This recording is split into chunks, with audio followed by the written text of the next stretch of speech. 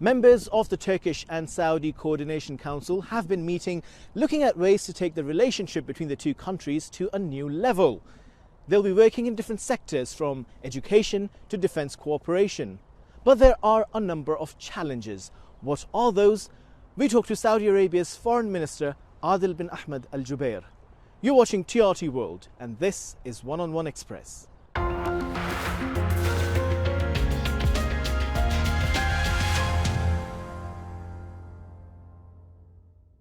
First of all, some very ambitious projects Saudi Arabia and Turkey are working on.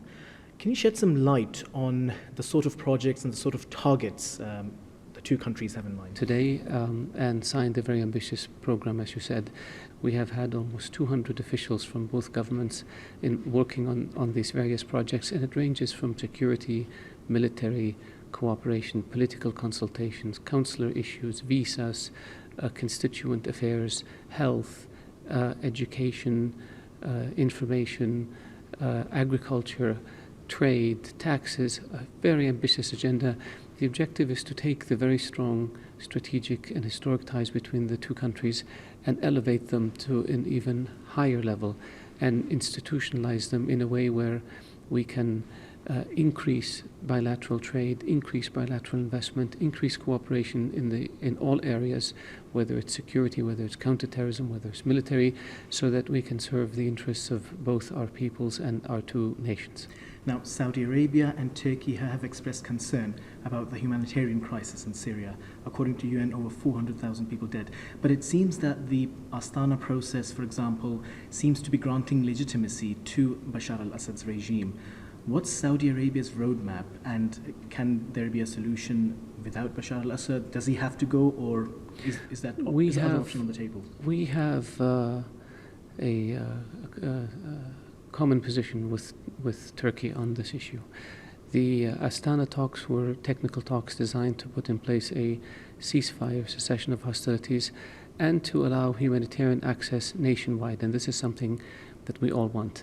The next step is to resume the talks under the UN umbrella in Geneva on the basis of the Geneva I Declaration and UN Security Council 2254, so that we can have an interim governing council and a political transition, so that Syria can move towards a new future in which the Syrian people can decide their own destiny. We both believe in a unified Syria, in a Syria that is democratic, in a Syria in which people take their own destiny into their own hands, and in a Syria in which there is equality. There will be a transition period and there will be a new Syria. I don't believe that a man who is responsible for the murder of almost 500,000 people and the displacement of 12 million people or more and the destruction of a country, I don't believe that he has any legitimacy to continue to lead the nation. Now, you've spoken about Iran meddling in the regional affairs and also interfering in the affairs of some other states.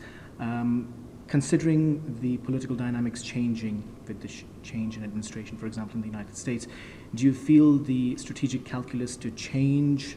Is Iran likely to perhaps shun some of its policies which are perceived to be expansionist? We hope so. We hope that Iran will abide by international norms and behaviors, will abide by international law, will abide by the principle of good neighborliness and non-interference in the affairs of other countries. We hope that Iran will stop supporting terrorism and stoking the flames of sectarianism.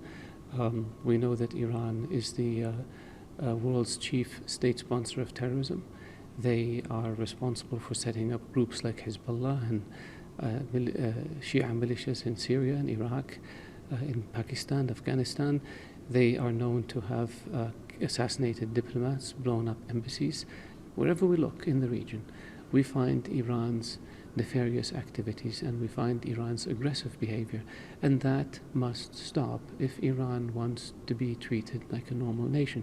At the end of the day, Iran is a neighboring country with a great civilization and great people, and we look forward to having the best of ties with Iran, but not if it continues to be the world's chief sponsor of terror, not if it continues to violate international laws and norms and principles by interfering in the affairs of other countries.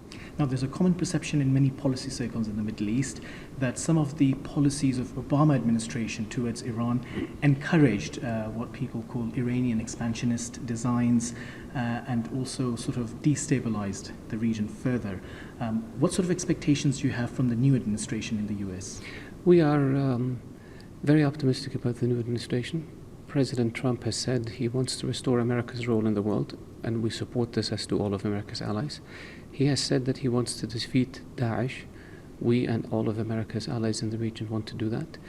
He has said that he will deter and contain Iran and push back against the mischief it's causing.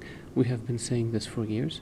He has said that he will restore and rebuild America's relationship with its traditional allies. We support this very much. He has appointed very distinguished individuals in his cabinet, and so we look forward to working with them for the sake of security and peace and stability in the Middle East and in the world. Mr. Minister, thank you very much indeed for talking to TRT World. Thank you. Appreciate it.